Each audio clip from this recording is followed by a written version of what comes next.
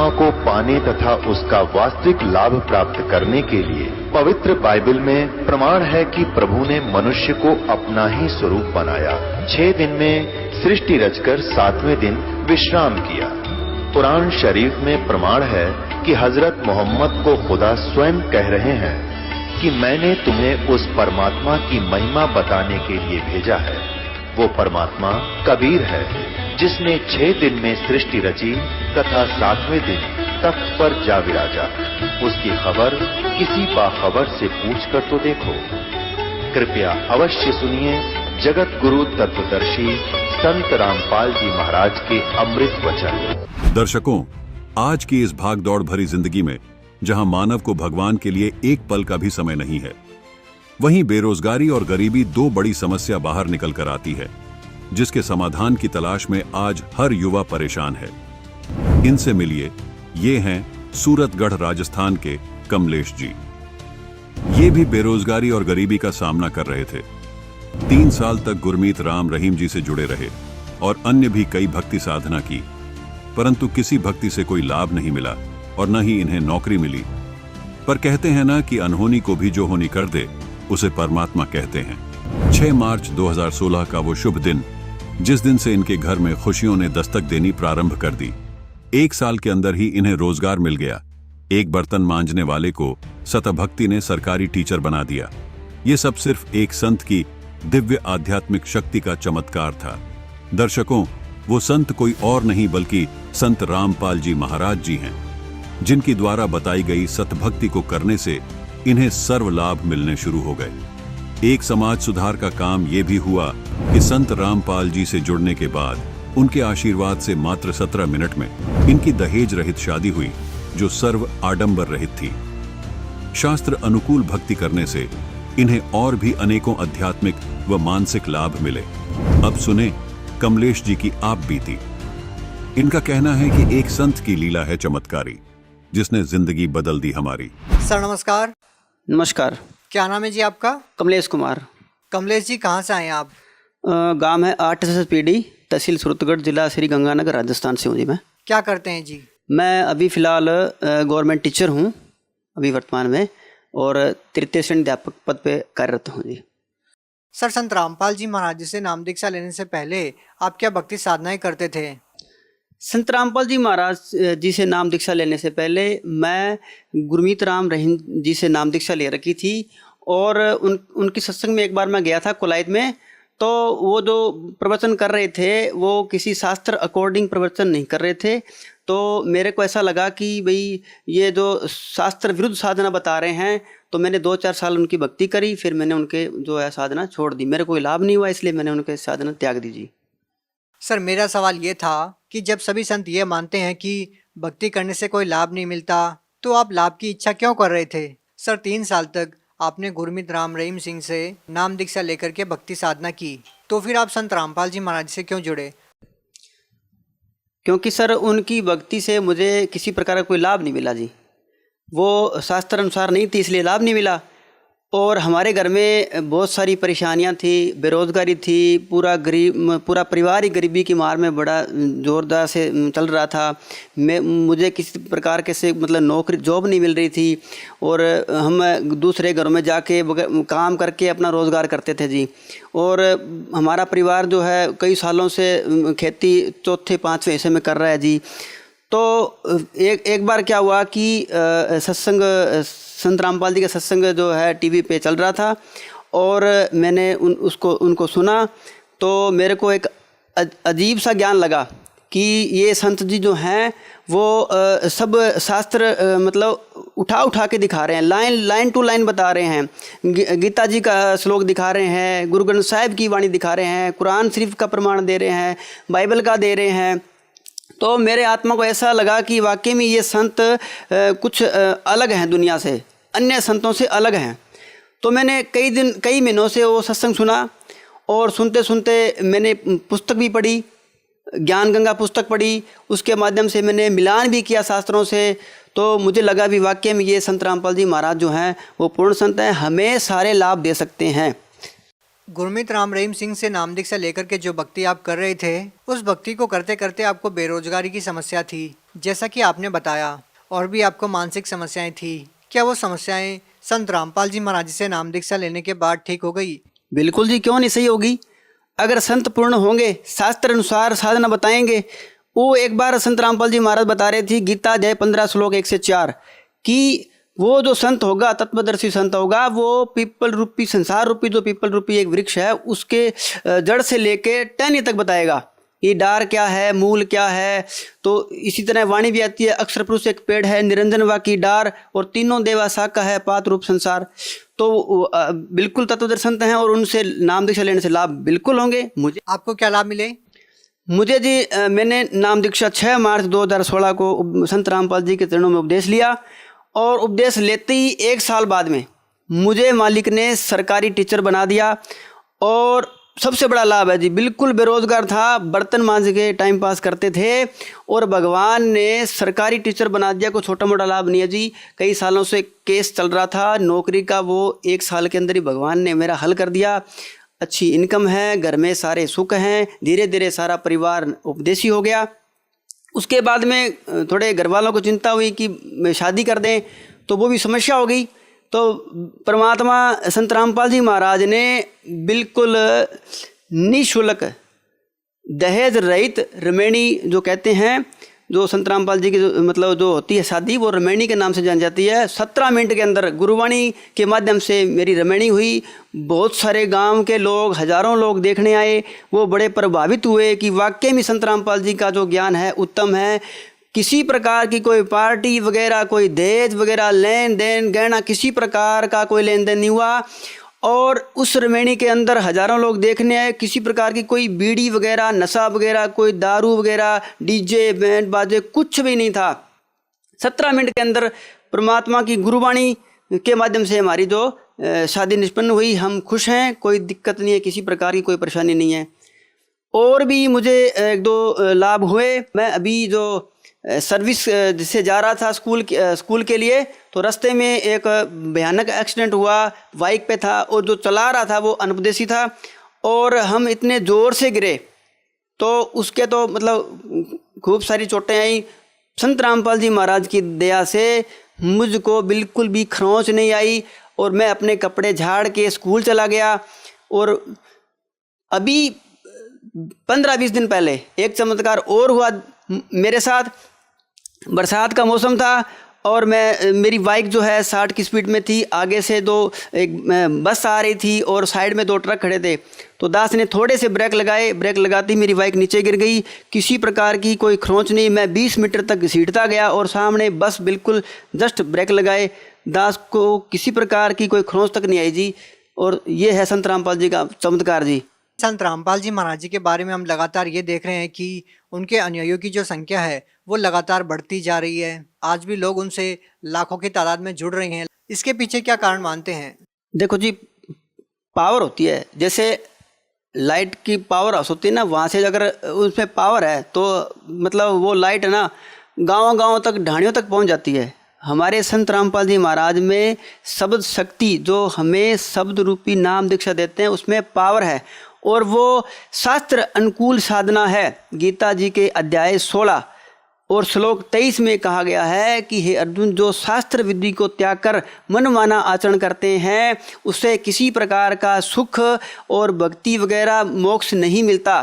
तो संत रामपाल जी महाराज शास्त्र अकॉर्डिंग ज्ञान देते हैं, साधना देते हैं, तो लाभ अवश्य मिलेगा। और जो जनता जुड़ेगी, बिल्कुल जुड़ेगी, क्यों नहीं जुड़ेगी जी।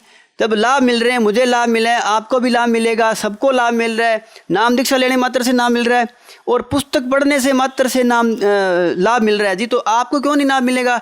इसलिए जो है संत रामपाल जी महाराज की जो भक्तों की संख्या है वो लगातार बढ़ती जा रही है। आप एक अध्यापक होने के नाते भगत समाज को क्या संदेश देना चाहते हैं?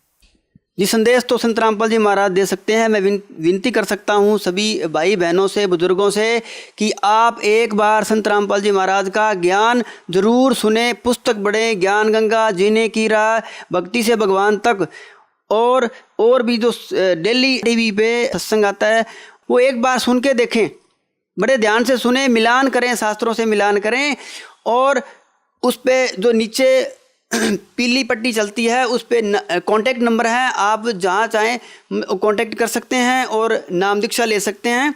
सारी जानकारी आपको निःशुल्क प्राप्त होगी और नाम दीक्षा भी बिल्कुल निःशुल्क मिलेगा। आप कांटेक्ट करके देखें, ज्ञान समझ कर देखें, अपने जीवन को व्यर्थ न गंवाएं। और अनमोल जीवन है ये, मानुष जन्म दुर्लभ है, मिले न बारंबार, तरवर से पत्ता टूट गए भौर न लगता डार। ये मनुष्य जीवन बहुत अनमोल है और इसको ऐसे व्यर्थ ना गंवाएं। इसलिए आप मतलब नाम दीक्षा जल्दी जल्दी ग्रहण करें जी। बहुत बहुत धन्यवाद। धन्यवाद जी। अब जगत गुरु तत्वदर्शी संत रामपाल जी महाराज जी के सत्संग के माध्यम से उस अद्वितीय आध्यात्मिक ज्ञान के बारे में जानते हैं जिसके माध्यम से आप भी प्राप्त कर सकते हैं ऐसे आध्यात्मिक, मानसिक और भौतिक सुख जो अभी तक आपने सिर्फ मीराबाई, ध्रुव, प्रहलाद जैसे कुछ ही भक्तों की जीवन कथा में सुने होंगे। अब सुनिए तत्वदर्शी संत के संग शास्त्र अनुकूल भक्ति सत्संग, ऐसा अद्वितीय आध्यात्मिक ज्ञान जिसका है सर्वधर्मों के पवित्र शास्त्रों में प्रमाण। वो कोई उनका आपस में ऐसा कोई संस्कार फंसा नहीं था। वो तो कति फ्री है आज के दिन इस अध्यात्म मार्ग के आधार से, परमात्मा के ज्ञान के आधार से। और उनने मिल जा भक्ति, वो तो गए जहाज में बैठ के। और उसी के पैरेलल आप भी ये ना समझना, आप भी अपना परिवार आपका नाम ले, परिवार ना ले सके कोई दिक्कत नहीं। जिसने यू ज्ञान मिल गया उसका संस्कार कति साफ कर दिया परमात्मा। और कोशिश करो अपने संपर्क में आए, भाई है, बहन है, माता है, पिता है, पत्नी है, पति है, कोशिश करो इस मार्ग से जोड़ने की। वो भगवान के बच्चे हैं, भ्रमित हैं, अज्ञानता में कष्ट पा रहे हैं और पाते ही रहेंगे जब तक ये ज्ञान ग्रहण नहीं करेंगे। तो कोशिश वो भी करो और आप भी पार होगे, क्योंकि आपको भी रास्ता वही मिल गया। अगर उनको रास्ता नहीं मिलता और जिनके संतान नहीं है तो वो क्या तड़फ करते हैं।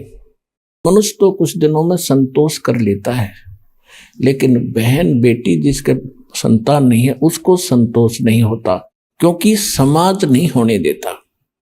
और वो इसी कसक में मर जाती है कि मेरा संतान नहीं हुई। वो किसी बच्चे को गोद लेते हैं, कुछ दिनों के बाद वो बच्चा ब्याह होता है, ब्याह होने के बाद पत्नी आती है तो उसमें मन मुटाव हुए बिना रहे को नहीं।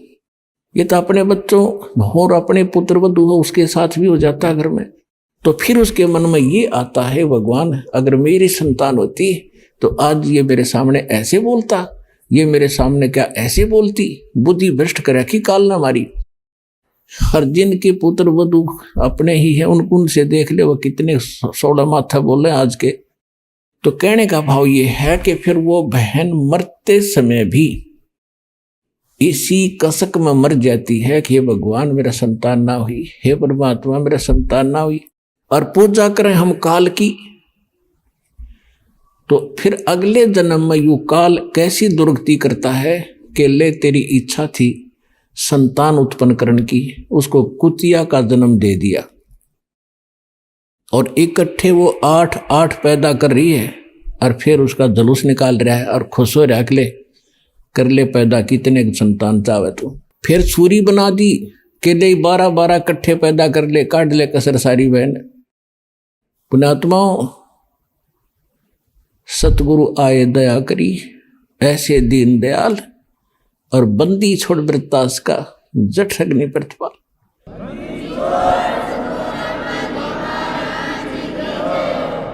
तो इस ज्ञान के आधार से हमने जीना पड़ेगा, अपना जीवन सफर तय करना पड़ेगा, तभी हम सफल होंगे।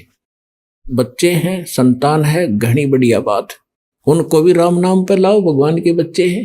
हमारे तो वो नियमित कर रखे हैं, हम तो मजदूर समझना अपने आप को। उस धनी के बालकों को इतनी संभाल के रखना। परमात्मा ने उनके निमित्त आपको जैसा भी जेब खर्च दिया है, आपकी इनकम बनाई है, वो इसलिए बनाई है कि इनको भी पालो पोसो, संभाल के रखो और इनको अच्छी शिक्षा दो, सत्संग में लाओ, इनके कर्म बढ़ाओ, तो आपका दायित्व पूरा हो जाएगा, आपका फर्ज पूरा होगा। तो इस प्रकार परमात्मा चाहते तो नीरू नीमा को संतान भी दे सकते थे, लेकिन पुण्यात्मा, हम तो संसार को देखकर ही जी रहे होते। परमात्मा ने एक एक आत्मा निकालनी भारा हो रही यहां से, काल ने ऐसा जुल्म कर रखा हमारे साथ। तो उन्होंने उनको संतान नहीं दी क्योंकि उनके संस्कार बढ़ाने नहीं चाहते। तो उसके लिए स्वयं आगे एक पुत्र रूप में नीरू नीमा स्नान करने जा रहे थे। रास्ते में नीमा का नए नए इंजेक्शन लग गए थे। रात ने कोई बाहर तारी थी, कोई रिश्तेदार, वो खूब कहेगी उसको एक बालक तो चाहिए था, ऐसे कैसे जिया जाएगा है, और सुनना पड़ा है घर तुम्हारा, संसार में क्या लेकर जाओगे। तो वह बहुत दुखी हो रही थी। सुबह नहाने के लिए गई तब भी रोती जा रही थी और भगवान शंकर से प्रार्थना कर रही थी कि हे भगवान शिव जी, आप तो समर्थ दाता हैं, आप जो चाहो सो कर सकते हैं। इस पापड़ को भी एक लाल दे देते, मेरा भी संसार में जीना मेरा भी साझा बन जाता, मैं भी सुख से जी लेती। सबकी दृष्टि से बचकर चलना पड़ता है, मेरा क्या जीवन है दाता। यूं कहकर फूट फूट कर रोने लगी। अब नीरू ने कहा कि नीमा देखो, यदि हमारे भाग्य में संतान होती तो भगवान पहले ही दे देते। ये तो बड़े दयालु हैं शंकर भगवान, और देखो बच्चा है नहीं, संतान अपने है नहीं, बुढ़ापे में कोई उंगली पकड़ने वाला नहीं, रो रो के आंखें तेरी खत्म हो जाएंगी, एक और दुख तेरे जीवन को बढ़ जाएगा, तो रोवा मत। उसको सांत्वना देता हुआ नीरू चल रहा है। नीमा को संतोष किया। स्नान करने के लिए जो ही तालाब पर पहुंचे, पहले नीमा स्नान करके आगी निकल आई बाहर, अंधेरा सा था। फिर नीरू स्नान करने के लिए जल में प्रवेश करता है। तब तक सुबह सुबह का कुछ प्रकाश सा छिट गया, रोशनी सी नजर आने लगी। नीरू नहा रहा है से मस्ती से, तालाब में घुटनों पानी में बढ़ गए। और उधर से नीमा जो कपड़ा बांध कर स्नान किया था उसने, उसको धोने के लिए पुनः किनारे पर गई तो क्या देखा है, कमल के फूल के ऊपर कोई वस्तु हिल रही है। परमात्मा नवजात शिशु के रूप में विराजमान थे और एक पैर को हिला रहे थे। नीमा ने सोचा कोई सर्प ना हो, ऐसे ध्यान से देखा। फिर ध्यान से देखा तो क्या देखा कि तो कोई बालक है। अब रास्ते में रोती हुई आ रही थी बच्चे के लिए, अपने पति से कहती है कि देखना जी, कमल के फूल पर बालक है। अब नीरू नहा रहा है, ऐसे नहाते नहाते कहता है कि नीमा आप तो मेंटल होगी, अब तुझे जल में भी बालक दिखाई देने लगे, क्यों पागल होगी तू, कुछ संतोष कर, भगवान पर विश्वास कर, जैसे रख ऐसे रहना चाहिए हमने। वो फिर जोर से बोली सचमुच देखना देखना। तब उसने एकदम देखा कि ऐसे क्यों बोल लिया, जिधर संकेत किया उधर देखा तो सामने क्या देखा, एक नवजात शिशु के रूप में परमात्मा कमल के फूल पर विराजमान थे। नीरू ने आव देखा ना ताव देखा, फूल समेत तोड़ लिया और उठा लिया बालक को, उठा के अपनी पत्नी नीमा को दे दिया।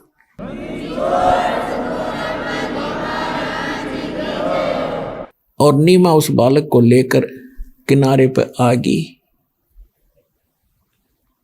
अपने आत्माओं, जिस भगवान के लिए ऋषि तड़प रहे थे और जिसके नाम लेने से आत्मा गदगद हो जाती है, रोम रोम खड़े हो जाते हैं, और उस परमेश्वर को, उस परम शक्ति को एक माई ने अपनी गोदी में लेकर पुत्रवत प्यार किया। कभी उसका मुंह चूम्या, कभी माथे गलाया और सौ शुक्र मनाया अपने शंकर भगवान का। अपने आत्माओं देखो, आज तक हमारे ऐसी बुद्धि रही कि कर्ता भगवान कोई रहा, हम क्रेडिट किसको देते रहे। जो भी हमारे घरों में कोई सुख होता था, हम जिस भी इष्ट की साधना करते थे, उसी के निमित्त उसको कर देते थे कि इस भगवान विष्णु जी ने हमारे ये सुख दिया। अब पता चला इनके विधान से, इनकी शक्ति से कि ये तो कुछ कर ही नहीं सकते, ये तो जैसा संस्कार है वैसा ही दे सकते हैं। केवल एक परम शक्ति है, परम अक्षर ब्रह्म, वो कबीर भगवान, वो हमारे, वही हमें जो देता है और निमित्त वो किसी को भी बनाता है, तो वही कर रहा था। तो उस दिन खुद मालिक उसकी गोदी में है और वो भी शुक्र मना रही है शंकर भगवान के कि उन्होंने मुझे ये पुत्र दे दिया। इसका कारण क्या था ये आपको बता दिया कि सुपत सुदर्शन के ये माता पिता थे। उस प्रतिज्ञावश परमात्मा उसके घर आए थे और इसमें नंबर बने थे शंकर भगवान के। तो आज तक हमारा ये अंधेरा न्यों छा रहा था। अब इस तत्व ज्ञान से ये मोतियाबिंद का ऑपरेशन हो जाएगा अज्ञान का। अब साफ दिखेगा आपने कि हु इज गॉड, परमात्मा कौन है, उसका प्रमाण कहाँ है। अब नीरू स्नान करके बाहर आया तो उसने 100 विचार लगाए कि पहले हम मुसलमान बना दिए, हिंदू हमारे साथी नहीं, मुसलमानों से रिलेशनशिप घनी नहीं बनी, क्यों कोई बालक रिश्तेदार नहीं बना, बालक नहीं। तो उसने सोचा यदि हम इस बालक को लेकर घर जाएंगे तो नगर वाले ये पूछेंगे कहाँ से लाए, हम कहेंगे कमल के फूल पर मिला, तो किसी को विश्वास नहीं होगा कि बालक और कमल के फूल पर कैसे रुक गया। तो उसने अपनी मन से सोचा कि हमें गांव से भी निकाल लेंगे, शहर से भी बाहर करेंगे और लड़का भी छीन लेंगे, हमारी मार मार के हुलिया बिगाड़ेंगे और पूछेंगे कि बताओ इनके माता पिता कौन है, वो रो रही होगी जिसका तुम चुरा कर लाए हो। तो उसने अपनी पत्नी से कहा कि आप ऐसे करो, इसको रख दो यहीं पर, हमारे साथ ऐसा बनेगा, लोग, बच्चा भी जाएगा, हमें देश निकाला भी मिलेगा। उसकी पत्नी ने कहा कि मैं इस बालक को नहीं छोड़ सकती, ना जाने इस बच्चे ने मेरे ऊपर क्या जादू कर दिया, मैं जी नहीं सकती इस बिना, मैं मर जाऊंगी, मैं देश निकाला भी ले लूंगी, इस बालक ने नहीं छोड़ सकती। अब नीरू ने पहली बार अपनी पत्नी की तरफ हाथ किया था कि तू कितनी जिद्दी बन गई, मेरी एक भी बात नहीं मानती है।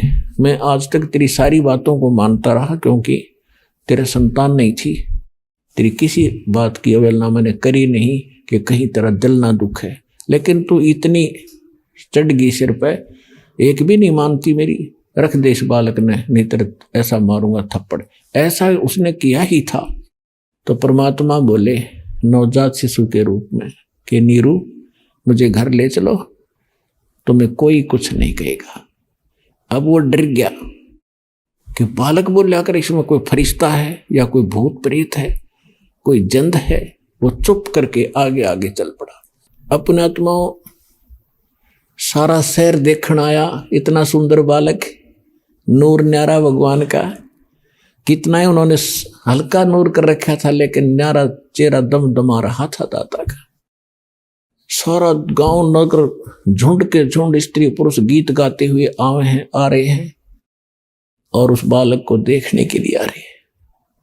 किसी के मन में ये नहीं गया कि कमल के फूल पर मिला कैसे, और वो सच्ची बता रहे थे कि ऐसे हमें मिला। तो कोई भी इस बात पर ध्यान नहीं गया और सभी ये कह रहे थे ऐसा बालक तो कभी देखा ना सुना, ये तो कोई फरिश्ता है, कोई ब्रह्मा विष्णु महेश से कोई एक शक्ति आई है, ये आम बालक नहीं है।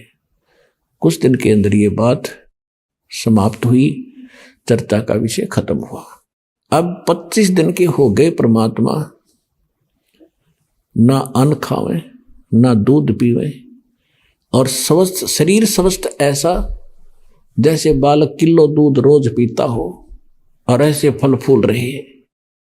अब वो माई जो है देख देख कर चिंतित होती है, अपने पति से भी कहती है कि भगवान अब क्या बनेगा मेरे साथ, बालक दिया भगवान, हे शंकर भगवान बच्चा भी दिया, अब वापस लोगे इसको, कुछ खा नहीं रहा, ये कभी भी मर सकता है। 25वां दिन आ गया, उस दिन तो उसने रुदन मचा दिया उस माई ने। नीमा बैठी बैठी रोए रोए सुबह की और शंकर भगवान को याद करे, हे भगवान अब ये बालक मरेगा, आपकी बेटी भी साथ मरेगी, इसके बिना मैं जी नहीं सकती। तो ऐसी कसक बनी। उधर से परमात्मा ने प्रेरणा की कि अब बुढ़िया मरेगी। शंकर भगवान को शिव मंडल से प्रेरित किया। उसके एकदम कसक हुई कि मुझे कौन याद कर रहा है। साधु रूप बना के शंकर भगवान वहां प्रकट हो गए। नीमा से पूछा कि आप क्यों रो रही हो माई? आंखों में आंसू थे, जुबान निकल नहीं रही थी, इतना हृदय भर गया था। रोती रोती ने कहा कि महात्मा जी मेरे दुख ना पूछो, आप भी दुखी हो जाओगे, आप जाओ। तब शंकर भगवान ने कहा कि बेटा ऐसे कहते हैं, अपने दुख को किसी को बता दे हल्का हो जाता है, आप बताओ तो सही, और हो सकता है मैं कुछ इसका प्रबंध कर सकूं तो अपना जरूर व्यवस्था करूंगा। तो उस माई ने फिर बताया कि महाराज हम निसंतान हैं और परमात्मा एक दिन में स्नान करने के लिए लहरतारा तालाब पर गए थे, हम दोनों पति पत्नी। उस दिन मैंने विशेष अर्ज करी थी अपने शंकर भगवान से, रो रो के। उसी दिन उन्होंने मुझे कमल के फूल पर यह बालक दे दिया, और ये लड़का आज 25 दिन का हो गया महाराज, ना खाता है ना पीता है, ये कभी भी प्राण त्याग देगा और साथ मैं मरूंगी, मैं जी नहीं सकती इस बालक बिना। तो भगवान शंकर ने कहा कि वो बालक तेरा कहाँ है, लाइए। साधु रूप में खड़े थे, नीमा उठा के लाई, तो साधु संत है, कुछ जंतर मंत्र कर भी दे, यू बच्चा कुछ खा ले पी ले। तो नीमा लाई उठा के परमात्मा को, बालक को, और उसने चाहा साधु के चरणों में रख दूं, चरणों में डालना चाहा परमात्मा को। परमात्मा आकाश में उड़ गए, हाथ से ऊपर उठ गए, हाथों में से, और शंकर भगवान के सिर के सतर में, यानी 7-8 फुट 6 फुट ऊपर, जमीन से ऊपर ऐसे हवा में रुक गए। अब उस माई नीमा ने सोचा कि इस महात्मा में कितनी करामात है, मेरे बालक को हवा में उड़ा दिया, ये जरूर कोई इलाज करेगा इसका। अब ये चक्कर था, हमारी समस्या थी, परमात्मा को परमात्मा ना मानकर अन्य को ही भगवान और उसको समर्थ की संज्ञा देते रहे। तब भगवान शंकर ने ऐसे हाथ किए, परमात्मा उनके हाथों में आ गए, और फिर 7 बार आपस में बातें की। ना शंकर भगवान समझ सके कि वो पूर्ण परमात्मा रहे, इतना उनको जरूर महसूस हुआ कोई ऋषि है, ये पिछले जन्म का महापुरुष है।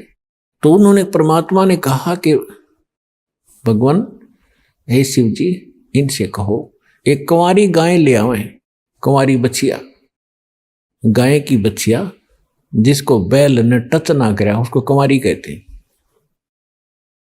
और उसको, उसके ऊपर आप अपना आशीर्वाद भरा हाथ रख देना, वो दूध दिया करेगी, वो दूध मैं पीऊंगा। तो शंकर भगवान ने साधु रूप में नीमा से कहा कि अपने पति को बुलाओ।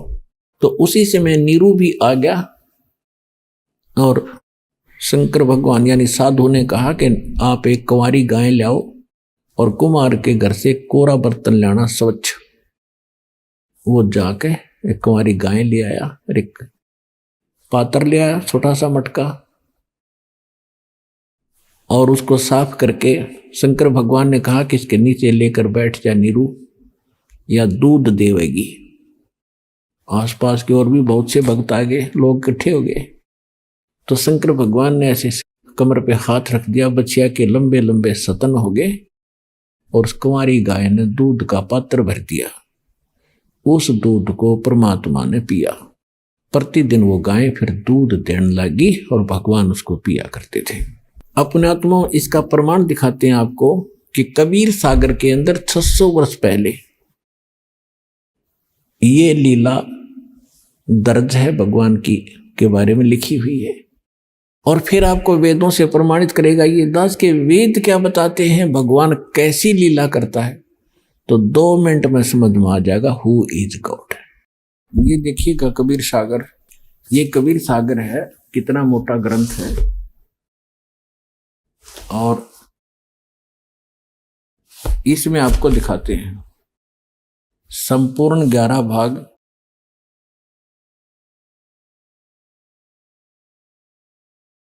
कबीर सागर प्रथम खंड, कबीर पंथी भारत पथिक, स्वामी युगलानंद बिहारी द्वारा प्रस्कृत मुद्रक एवं प्रकाशक हैं खेमराज श्री कृष्ण दास, अध्यक्ष वेंकटेश्वर परेश, खेमराज श्री कृष्ण दास मार्ग, मुंबई से। और यहाँ इनका ये दूसरा एड्रेस है। यहाँ पर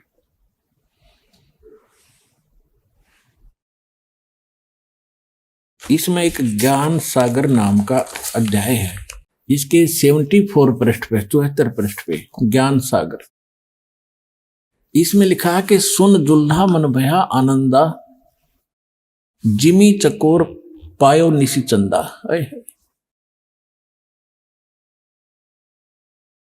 अब यहां क्या बताया है कि फिर वो जुलाहा नीरू बड़ा खुश हुआ, इतना खुशी हुआ जैसे चांद चकोर पक्षी को चांद दिख जाया करे, चंद्रमा। सुन जुल्हा मन भयो आनंदा, जिमी चकोर पायो निश्चंदा। ले सुत, सुत माने पुत्र को, ले सुत चले हर्ष मन कीन्या, अर्ता सोपुन अस बोल ही दीन्या। सुत काशी को ले चले, लोग देखण ते आवे, अन्न पानी भक्षे नहीं, भखे नहीं खावे नहीं, जुल्हा शोक मनावे जनावे।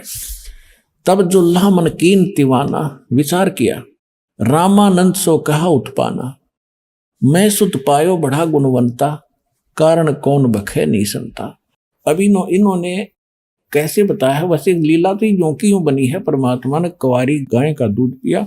अब इन्होंने स्वामी रामानंद जी से जोड़ दिया कि कोई दुखी व्यक्ति होता है तो साधु संतों के पास जाता है अपने बच्चों के कष्ट निवारण के लिए। तो जुल्हा जो नीरू था रामानंद जी के पास गया, उससे सारी बताया कि एक छोटा सा बालक मिला मुझे, ऐसे ऐसे, वो खाता पीता नहीं, तो वो क्या समाधान बता रहा है। तब जुल्हा मन कीन तिवाना, रामानंद सो कही उत्पाना।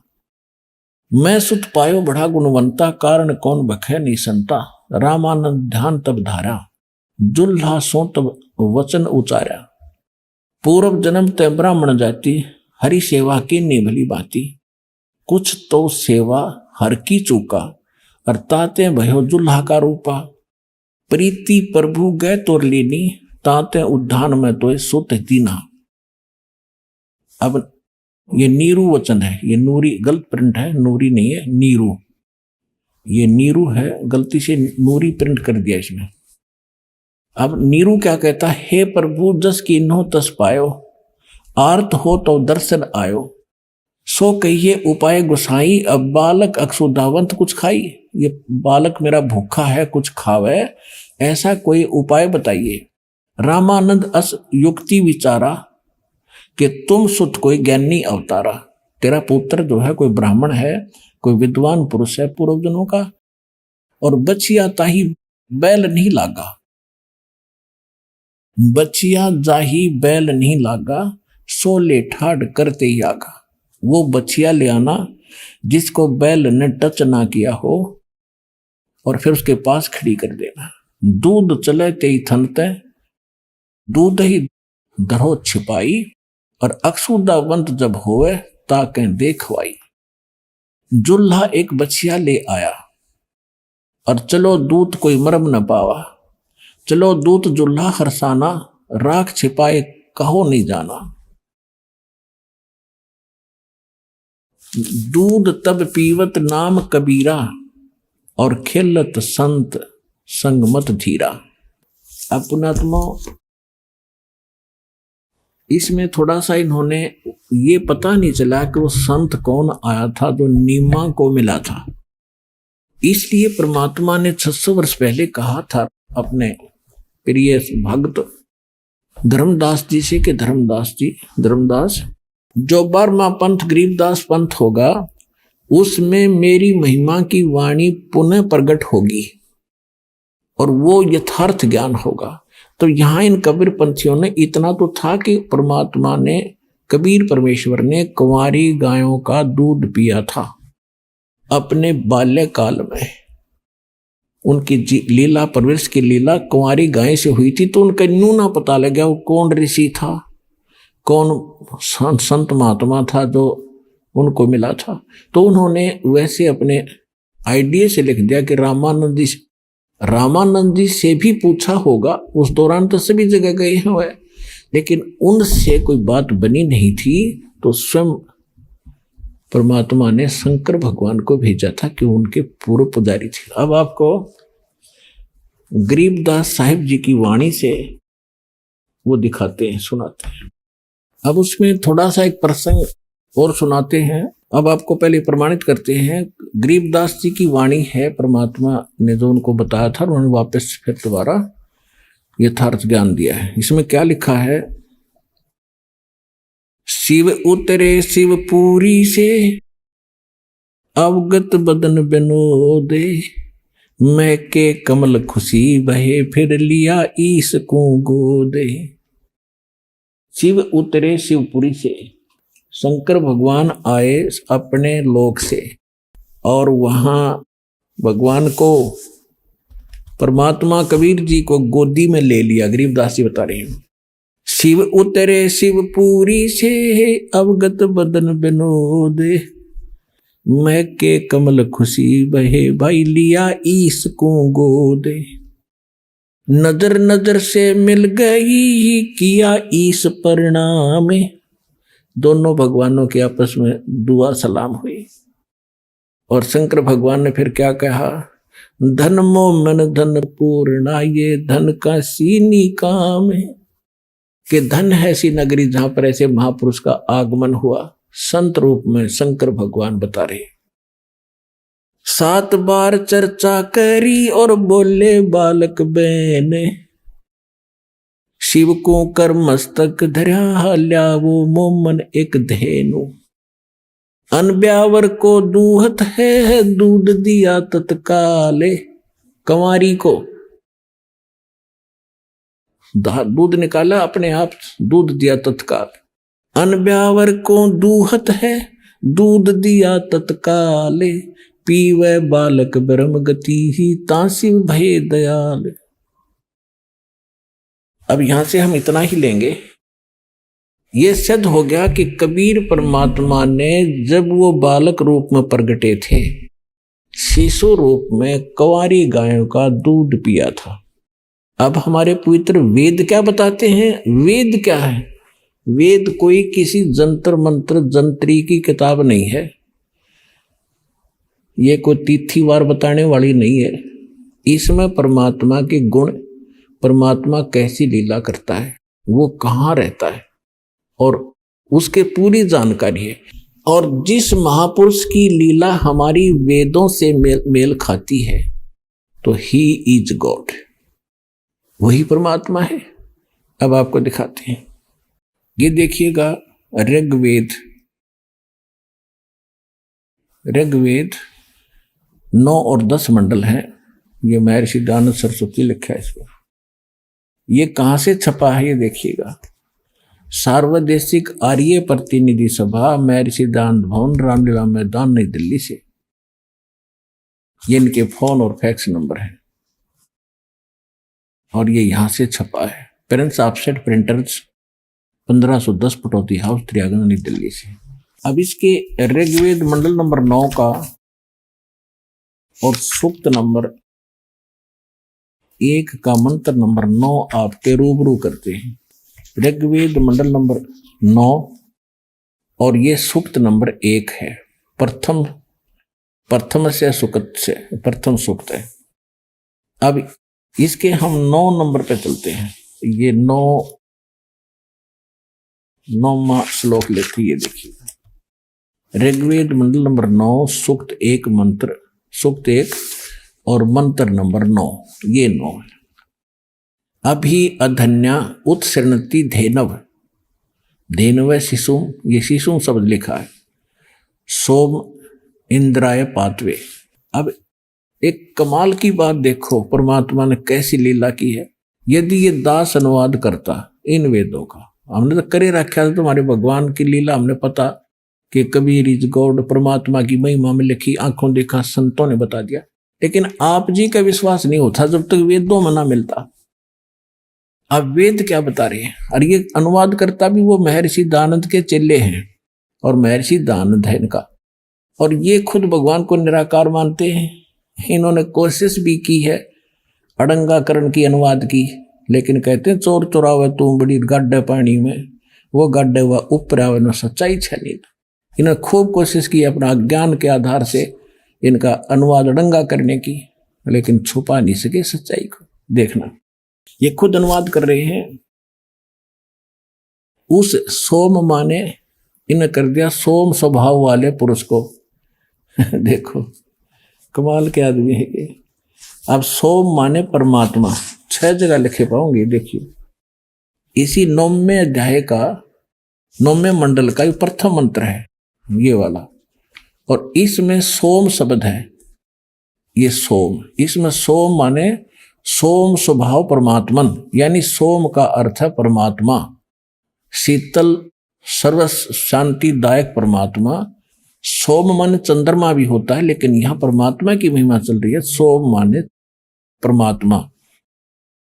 तो यहां इन्होंने क्या डंगा कर दिया,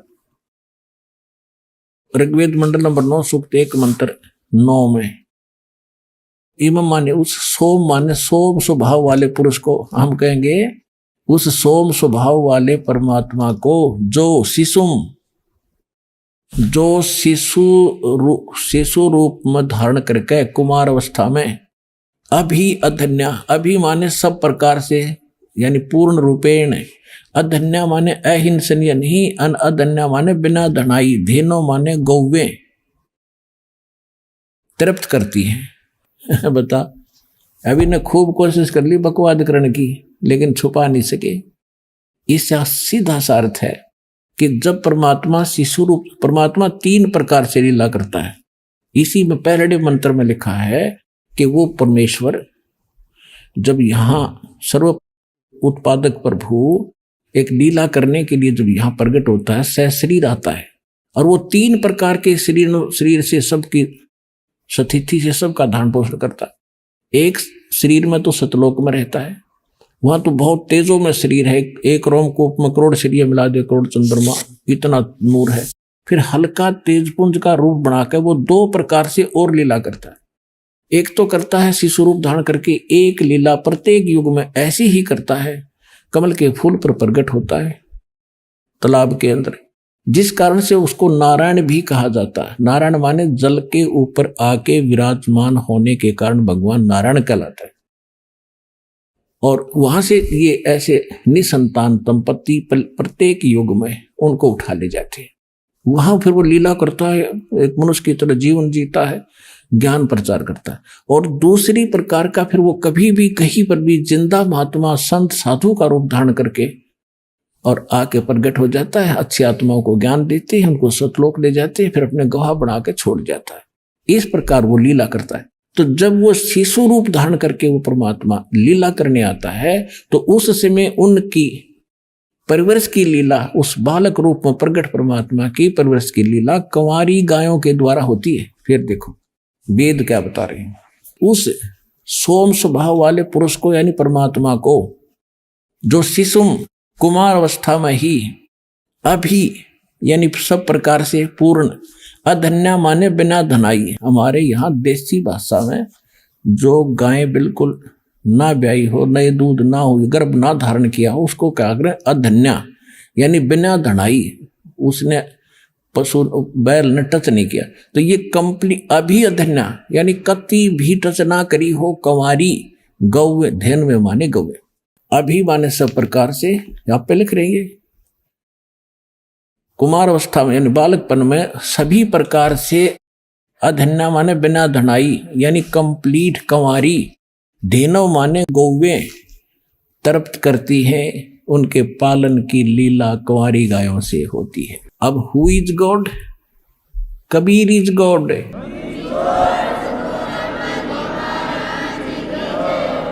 अपने आत्माओं, परमात्मा जब 5 वर्ष के हुए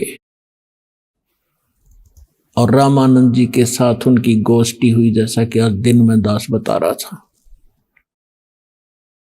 परमेश्वर कबीर साहब ने गुरु धारण किया, इसलिए गुरु बनाया रामानंद जी को कि वो बहुत बड़े पहुंचे हुए ब्राह्मण माने जाते थे, विद्वान, वेदों, गीता, और पुराणों के मर्मज्ञ गाता माने जाते थे। और उनको कख का पता नहीं था वेद और गीता के बारे में। संस्कृत जरूर गोट रखी थी, लेकिन नेक चलन के आदमी थे। निष्काम भाव से यानी वो ज्ञान प्रचार कर और करवा रहे थे। तो परमात्मा ने यह मर्यादा बनाए रखने के लिए कि गुरु बिन माला फेरते, उनका वचन है, गुरु बिन माला फेरते, गुरु बिन देते दान, गुरु बिन दोनों निष्फल हैं, चाहे पूछो वेद पुराण। अब परमात्मा यदि उस समय गुरु धारण नहीं करते स्वामी रामानंद जी को, तो अब जैसे ये शिवदयाल जी हैं राधा स्वामी वाले, राधा स्वामी पंथ के प्रवर्तक, जहां से ये पंथ चला है राधा स्वामी, फिर उससे निकला सच्चा सौदा सरसार, ये सारे उनका जो मुखिया था उसका कोई गुरु नहीं था। तो आज आम व्यक्ति ये कह देता कि कबीर साहब ने कौन सा गुरु बनाया था, क्या जरूरत है गुरु की। और शिवदयाल जी के बारे में आपको दिखाई दिया कि वो तो भूत बने, प्रेत बने, तो खाक मुक्ति हुई उसकी। जब एक हेड ऑफ द डिपार्टमेंट यानी पंथ का प्रवर्तक है भूत बन गया, तो आगे अन्य क्या बनेंगे उस साधना से। इसमें बार बार कहने की आवश्यकता नहीं, बुद्धिमान को संकेत काफी है। अब परमात्मा ने इसलिए गुरु धारण किया कि आने वाले समय में लोग इस बात को कहीं काल के दूतों का दाव ना लग जा कि कबीर साहब ने कौन सा गुरु बनाया था। और दूसरा ये था कि रामानंद जी एक ब्राह्मण जाति में थे और इतना अभिमान हो गया था उनको अपने ज्ञान का कि वो किसी की बात सुनने को तैयार नहीं थे। और उनको उन मालिक को पता था कि जिस जीव का नाश होगा, और ये पिछले जन्मों में मेरी सेवा कर रखी है इसने। अभी आपने सुने जगत गुरु तत्वदर्शी संत रामपाल जी महाराज के मंगलमय सत्संग प्रवचन। आइए अब सुनते हैं उन भक्तों के अनुभव जिन्होंने संत रामपाल जी महाराज के प्रमाणित ज्ञान से प्रभावित होकर नाम दीक्षा लेकर अनेकों लाभ प्राप्त किए। दर्शकों, आज मानव सुख की खोज में है। हर किसी को भगवान की जरूरत है। इसी की तलाश में लोग अलग अलग धार्मिक स्थलों पर जाते हैं और भगवान से अर्जी लगाते हैं। एक ऐसे ही श्रद्धालु की सच्ची जीवन कहानी से आज हम आपको अवगत करवाने जा रहे हैं। इनसे मिलिए।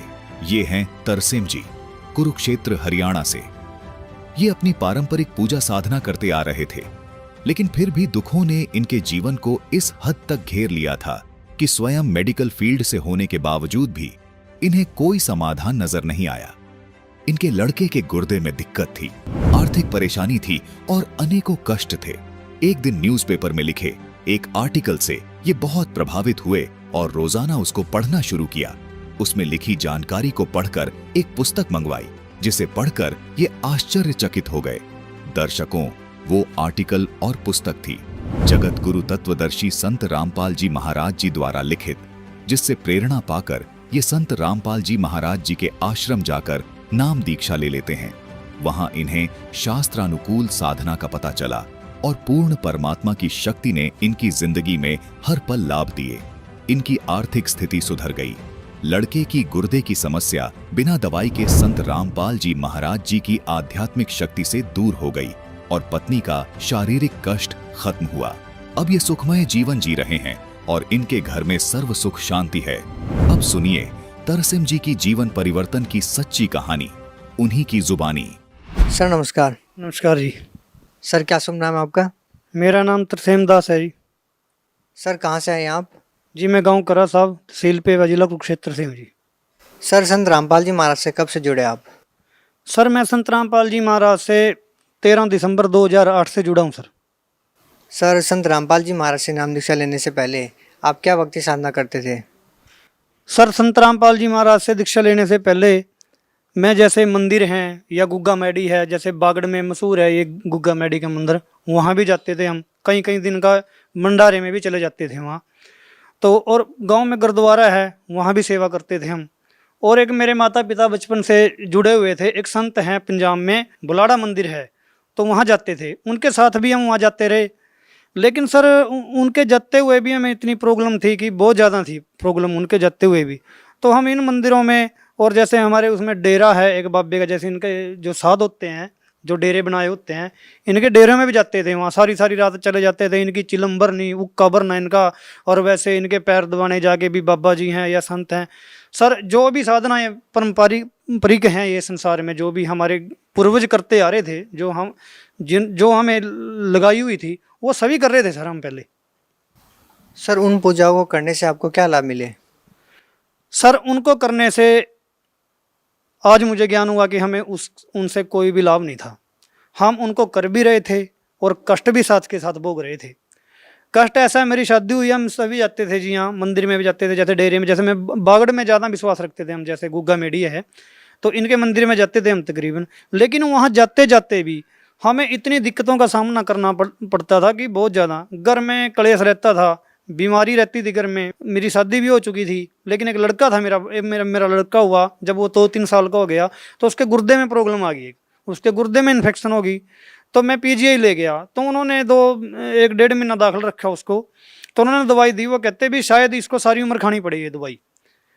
तो मैं सोचता था वहाँ जब यार हम इन मंदिरों में जाते हैं, जैसे मैं गुग्गा मेडी पे जाता हूँ, लोग कहते थे वहाँ से बहुत लाभ होता है, जैसे ये पुच्छा वगैरह रहते हैं, जैसे चौंकियाँ वगैरह लगाते हैं, इन पे भी जाते थे। और इतने इनके जाने के बावजूद भी हमें कोई राहत नहीं थी इनसे, कोई लाभ नहीं था इनसे।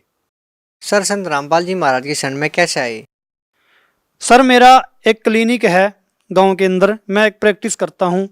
वहां अखबार लगाई हुई थी हमने पंजाब केसरी, उसके अंदर संत रामपाल जी महाराज का उल्लेख आता था और वो सभी धर्म गुरुओं के बारे में और शास्त्रों के अनुसार शास्त्रों के गूढ़ रहस्यों को बताते थे, जो रहस्य आज तक हमने कभी सुने भी नहीं। हमारे पूर्वजों को भी उन रहस्यों का नहीं पता भी ये भक्ति कैसी है, शास्त्रों के अनुसार क्या है, गीता क्या है, वेद क्या है, ये देवी भागवत क्या है, और ये देवी देवताओं की पूजा करनी भी चाहिए या नहीं करनी चाहिए, इन मंदिरों में जाना चाहिए नहीं भी जाना चाहिए, इन सब का हमें नहीं पता था। लेकिन जब संत रामपाल जी महाराज का उल्लेख आया, हमने 1 दिन पढ़ा, 2 दिन पढ़ा। शुरू में ऐसा हुआ यार एक संत है, ये पता नहीं क्यों दूसरों की क्रिटिसाइज करता है, क्यों दूसरों की निंदा कर रहा है। जैसे राधा स्वामी वालों के नाम बता देते थे, सरसे वालों को नाम बता देते थे।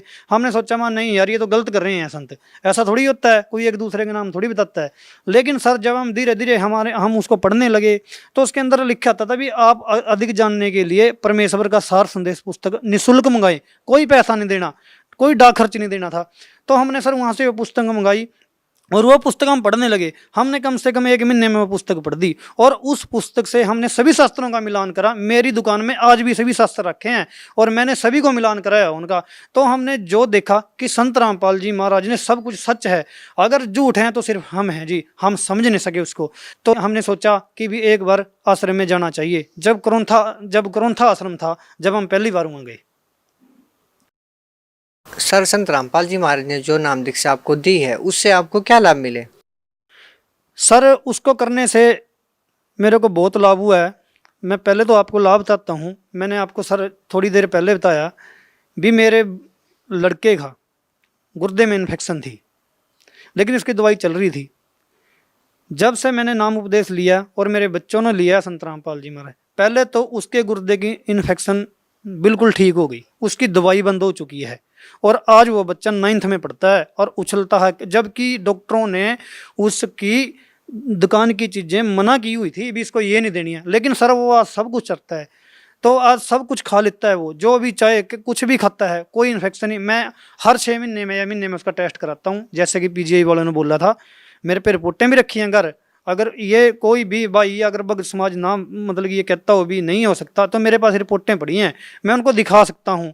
मेरे पे रखी हैं बाद की भी और नाम लेने के बाद की भी। अब उस बच्चे का कोई भी इन्फेक्शन नहीं है गुर्दे में। और उसके पहले मेरी भगतमती की एक लात सुन रहती थी, ये लात सुन रहती थी तो उसको पीड़ा बहुत हुई। तो पहले यही हम जैसे भी पहली परंपरा की साधना करते थे तो नहीं ठीक हो पाई। लेकिन जिस दिन से नाम लिया है, सिर्फ एक बारी दवाई दिलवाई थी, 1 इंजेक्शन लगाया था, उसके बाद दोबारा पीड़ नहीं हुई है उसकी लात में। इतना लाभ मिला है। और फिर अपनी आर्थिक स्थिति बहुत मंदी थी जी, एक छोटा सा क्लिनिक है, उस पर इतनी आमदनी भी नहीं होती गांव में और पैसे के लिए भी बहुत हाथ टाइट था, कभी एक साइकिल भी नहीं जुड़ता था। लेकिन जिस दिन से नाम उपदेश लिया है परमात्मा का, उस दिन से परमात्मा ने आर्थिक स्थिति तो सुधारी। और एक जिसकी हमें कभी तमन्ना भी नहीं भी मैं बाइक ले सकता हूँ, तो मैंने एक बाइक ली नहीं। और परमात्मा की सेवा में जाता हूँ मैं, मुझे खुशी होती है और बहुत लाभ हो रहे हैं। घर में स्थिति ठीक है। पहले जैसे मैं पशु पालता हूँ, मैं से रखता था 2-3, वो भी मरती रहती थी, कभी मर गई, कभी किसी पूछे वाले के साथ कोई कह देता तेरा वो रूट हो गया, तू ये कर ले, तू ये साधना कर, बथेरी करी। लेकिन नहीं, जिस दिन संत रामपाल जी महाराज से नाम उपदेश लिया है, आज परमात्मा की दया से पशुओं में भी हानि नहीं है कोई भी, और बहुत लाभ ऐसे हैं, मतलब कि मैं आपको नहीं गिना सकता, ऐसे छोटे मोटे लाभ तो बहुत हैं।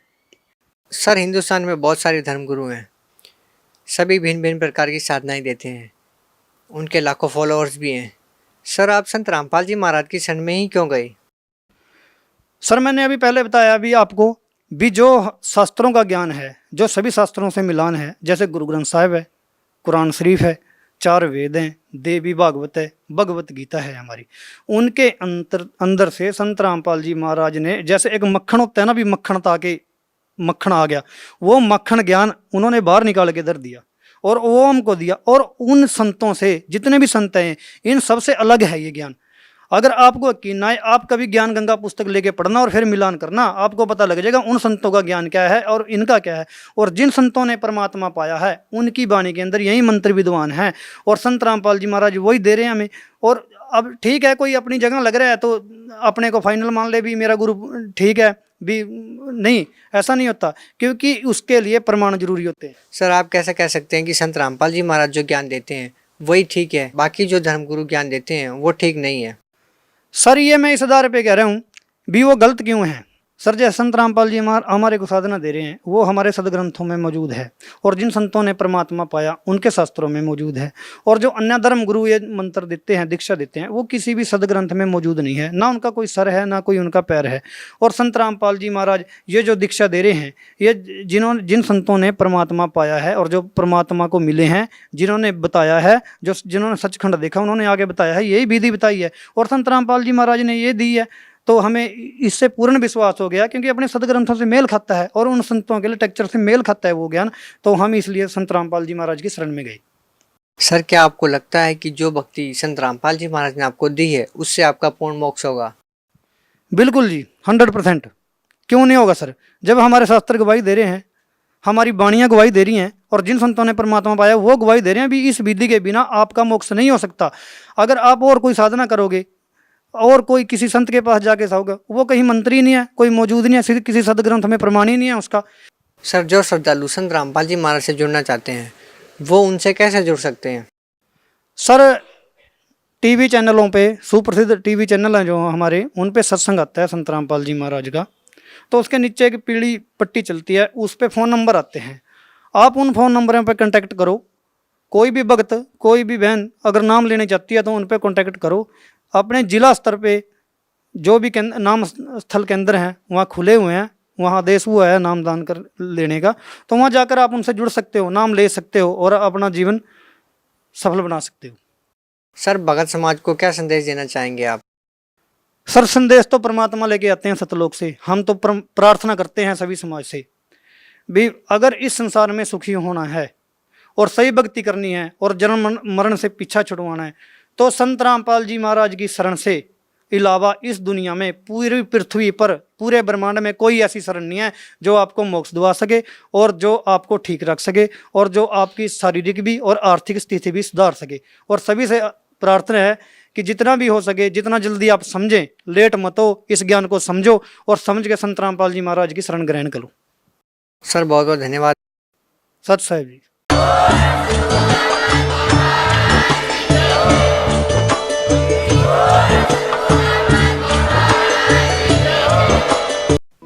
आप सुन रहे थे जगत गुरु तत्वदर्शी संत रामपाल जी महाराज के मंगल प्रवचन। अधिक जानकारी के लिए संपर्क करें।